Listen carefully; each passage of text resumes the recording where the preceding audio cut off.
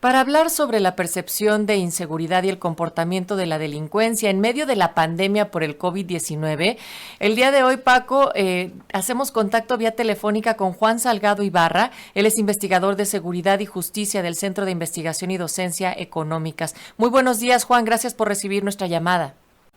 ¿Qué tal? Buenos días, saludos y saludos a la audiencia. Nada más Muchísimo. un pequeño ajuste, estoy Sí. trabajando en el World Justice Project actualmente. Muchísimas gracias por esa acotación. Bueno, dentro de este contexto que nosotros planteábamos inicialmente y que México se encuentra en emergencia sanitaria, así como muchos otros países, sin embargo, la violencia al parecer no está disminuyendo, Juan, y la percepción de la inseguridad sigue en aumento. ¿Cuál sería la explicación desde tu perspectiva de esta situación? Bueno, la percepción de inseguridad se alimenta por una tendencia que ya habíamos visto en los levantamientos anteriores de la Encuesta Nacional de Seguridad Urbana del INEGI, es decir, había una tendencia en la cual al inicio de esta administración bajó ligeramente en ciertos rubros de percepción de delito, pero después ha ido a la alza. Entonces, esto no es tan sorpresivo porque habíamos visto que sobre todo con el grupo de mujeres y sobre todo en ámbitos muy específicos como asalto en transporte público, también como ustedes señalaban, con respecto a la percepción en algunas entidades como la zona metropolitana de la Ciudad de México, en la parte que corresponde al Estado de México, en lugares como Guerrero, en ciertas localidades, pues ha ido solo creciendo la percepción de seguridad, digamos en estos espacios no ha disminuido. Sin embargo, tenemos también una serie de delitos muy específicos relacionados con el COVID-19 que tienen un impacto, por supuesto, en la percepción de seguridad. ¿A qué me refiero? Tenemos, por una parte, asaltos que han sucedido en distintas zonas urbanas a distintos comercios que venden electrodomésticos. Es bien importante señalar que no son robos de hambre, no están asaltando tiendas para llevarse atunes, para llevarse artículos de primera necesidad para salvar el hambre, sino que están asaltando estas tiendas para llevarse electrodomésticos, para llevarse productos que tienen un alto valor de reventa principalmente, o que tienen un valor per se. Entonces, este tipo de delitos tienen un impacto también en la ciudadanía porque, por supuesto, son disruptivos del orden social, porque a veces se convoca en redes para que se hagan estos asaltos, porque definitivamente tienen un impacto fuerte en la comunidad. Otro tipo de delitos que también se han documentado, no solo en la Ciudad de México, sino en buena parte del país, son los relacionados con insumos y cadenas de distribución de material médico, de material relacionado con la prevención de la expansión del COVID-19, que va desde cubrebocas hasta respiradores, y que bueno, que pues es un nuevo objetivo para la delincuencia, ya que pues son insumos muy valiosos en este momento, no tanto por su valor económico en sí, sino porque pueden salvar, son determinantes para salvar vidas y para prevenir. Entonces, pues bueno, la delincuencia también está operando en este terreno.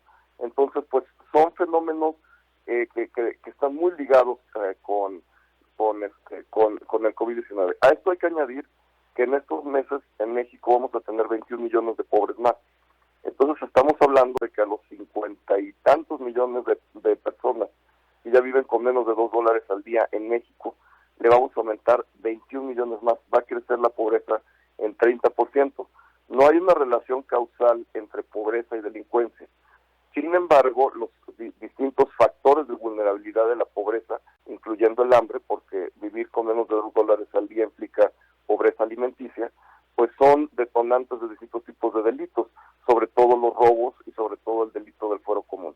Entonces, obviamente no es que las personas pobres que se quedan sin trabajo vayan a entrar a la delincuencia organizada necesariamente, pero sí hay un riesgo muy alto de que puedan incurrir en delitos patrimoniales para poder hacerse de algo que salve a sus familias en el corto plazo. Entonces, tenemos una situación complicada por esta emergencia, debido a que no es como está pasando en Holanda, como está pasando en Finlandia, que todo el mundo se va a sus casas y que tienen sus sueldos asegurados y que, digamos, pueden tener pues estas garantías sociales de acceso gratuito a la salud, de subsidios generalizados. En México estamos pues en un entorno económico muy complejo y además pues con una realidad de violencia social que también viene de mucho tiempo atrás y que desafortunadamente pues a nosotros la crisis sanitaria pues nos cayó ya sobre una crisis social y sobre una crisis económica que venía de sexenios atrás, es decir, este caldo de cultivo para la violencia y la delincuencia ya lleva tiempo en México creciendo, no se ha podido detener, y pues lamentablemente en tiempos de crisis y en tiempos de extrema necesidad como estos, pues esto se exacerba. Juan, en este sentido ya nos comentas lo que se está generalizando en estos momentos de lo que es la contingencia sanitaria, pero ¿has visto que los patrones de delincuencia han cambiado, se han modificado? Hemos visto también a través de redes denuncias de asaltos en transporte público, a transeúntes, es decir, esto continúa, como bien señalabas, no es una cuestión que se esté dando ahorita, sino que ya viene de tiempo atrás. ¿Consideras que se ha incrementado también esta parte? Sí, se ha incrementado. Había una especie de esperanza de que habiendo menos personas en la calle se iban a reducir este tipo de delitos patrimoniales en la vía pública. Sin embargo, la verdad es que somos unos pocos privilegiados los que estamos guardados. Buena parte del país tiene que seguir trabajando porque las tardes tiene que llevar comida a su casa.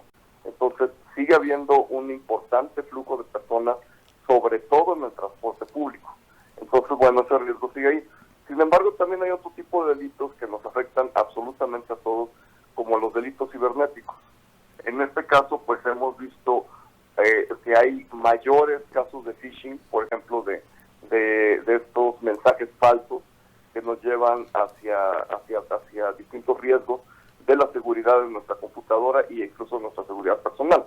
Entonces, esto ha aumentado, tenemos también cada vez más mensajes que son muy engañosos, que dicen: haga clic aquí para apoyar la lucha contra el coronavirus, participe en una encuesta para poder entender cómo le afecta el coronavirus, etcétera, que son mensajes falsos que nos comunican hacia entornos de lo que se llama dark web, o sea, el internet oscuro, que es todos estos sitios ilegales de internet que están funcionando en distintos ámbitos de delincuencia organizada, desde trata de personas hasta monedas, criptomonedas usadas con fines incorrectos, y en ese sentido pues estamos expuestos a muchos riesgos también desde casa, es decir, no hay que salir de casa porque están ahí los riesgos. Y por otra parte también pues tenemos un aumento muy importante, esto lo deja ver en los registros del 911, tenemos un incremento muy importante de llamadas extorsivas en todo el país. Entonces estamos recibiendo también en las casas, ya que hay una parte de la población encerrada, cada vez más llamadas extorsivas. Aquí todavía no tenemos la suficiente inteligencia para saber si estas llamadas ya estaban ahí y no las recibíamos por estar trabajando, o si realmente eso es un incremento fuerte de llamadas, pero el caso es que se están reportando muchísimo más hacia las líneas de emergencia. Hay cada vez más personas recibiendo llamadas extorsivas. Sin duda, Juan Salgado Ibarra, esto incluso creo que nos ha pasado a nosotros aquí que estamos en este espacio. Y bueno, finalmente nada más quisiéramos brevemente que nos dijeras como ciudadanía en algún momento futuro qué es lo que podríamos hacer también para que en estos momentos, en esta crisis, además de las acciones de la, digamos, de la policía y de a nivel federal, pues estemos con una percepción de que estamos más seguras y seguros. Es muchísimo, es muy buena pregunta, es muchísimo lo que podemos hacer las y los ciudadanos. De manera proactiva tenemos que empezar a prevenir la delincuencia desde nuestras casas. ¿Qué significa esto? Pues que tenemos que hacer algo que muchas personas en el ámbito urbano no hacemos. Y así de simple, decirle buenos días a nuestro vecino. No de cerca ni saludándolo de mano, pero sí hacerle una llamada telefónica y enterarnos, ¿está usted bien? Hay un incremento gravísimo en la violencia intrafamiliar y en la violencia de género durante este encierro. Entonces, ¿por qué no llamar a nuestra vecina como algo muy sencillo y preguntarle, ¿te encuentras bien? Y simplemente darle esa certeza, aquí estoy, si pasa algo, por favor llámame a cualquier hora del día o de la noche y veo qué puedo hacer. Es decir, es un paso súper sencillo hacer una llamada telefónica y decir, aquí estoy para apoyar. Eso puede parecer muy sencillo, pero es un avance inmenso para prevenir la violencia de género, que una vecina sepa que hay un vecino o vecina que está dispuesto a ayudar en caso de que este tipo de violencia tan terrible que no sale de las casas de de las paredes de las casas en muchos casos, pues que hay alguien ahí que pueda auxiliar.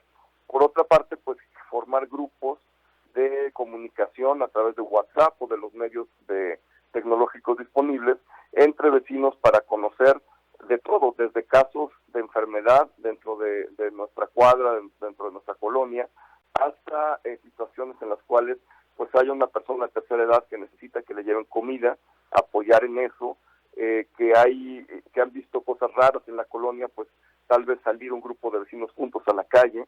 Es decir, tener este tipo de acciones que en México estamos muy atrasados en eso y es tiempo de ponerlas en marcha. Venga, pues agradecemos muchísimo esta recomendación y todo el análisis que nos has dado en esta mañana, Juan Salgado Ibarra, investigador de Seguridad y Justicia, y si te parece, pues te estaremos llamando en futuras ocasiones para continuar la conversación. Con muchísimo gusto. Gracias, Juan, hasta luego.